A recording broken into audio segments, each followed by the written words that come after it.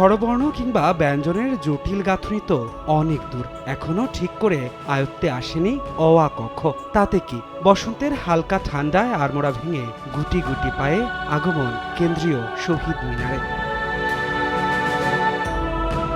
মায়ের ভাষায় শিখেছে আধো আধো অল্প কিছু শব্দ, এমন অনেকের পদচারণায় মুখর গৌরবের স্মৃতির মিনার, যাদের কোমল হাতের শ্রদ্ধার্ঘ্যে পূর্ণতা পেয়েছে শহীদ বেদী।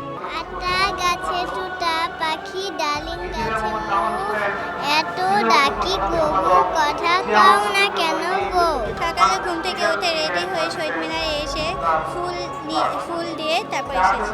ভাষার মাহাত্ম্য কিংবা ভাষা আন্দোলনের আত্মত্যাগের গল্প জানতে আগ্রহের কমতি নেই এতটুকু।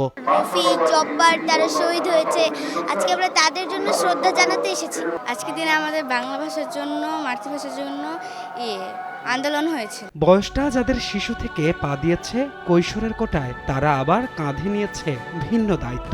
কেউ রোভার স্কাউট, কেউ বিএনসিসি, কেউ আবার দায়িত্ব সামলাচ্ছেন গার্লস গাইড হিসেবে। জনসাধারণের নিবেদিত শ্রদ্ধার্ঘ্য তাদের হাতেই পরিণত হয়েছে মহার্ঘ্যে। তারা সাজিয়ে তুলেছে শহীদ মিনারকে। এটা প্রথমবার, কিন্তু আমি চাই এটা বারবার হোক।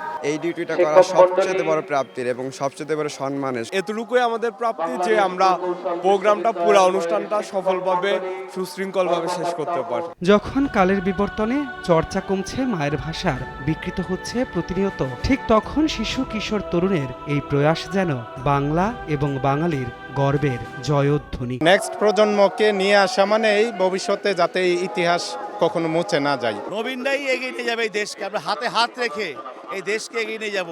আর এরই আজকে যে তরুণদের উচ্ছ্বাস দেখছেন, এরই প্রতিচ্ছবি আজকে প্রতিফলিত হচ্ছে। সবাই মিলে অক্ষুণ্ণ রাখতে হবে ভাষার মর্যাদা, অবিকৃত রাখতে হবে ভাষা আন্দোলনের ইতিহাস। মহান শহীদ দিবসে এই হোক শপথ সকলের। সময়ের সঙ্গে সঙ্গে ভাষার পরিবর্তন অবিস্মরণীয়। বাংলা ভাষায়ও এমন অনেক শব্দ আছে যা অনেকাংশে হারিয়ে গেছে। কিছু কিছু শব্দ নিয়ে অভিযোগ আছে বিকৃতিরও। তাই আজকে শহীদ মিনারে আগতরা বলছেন, ভাষাকে রক্ষা করতে দায়িত্ব নিতে হবে তরুণ সমাজকেই।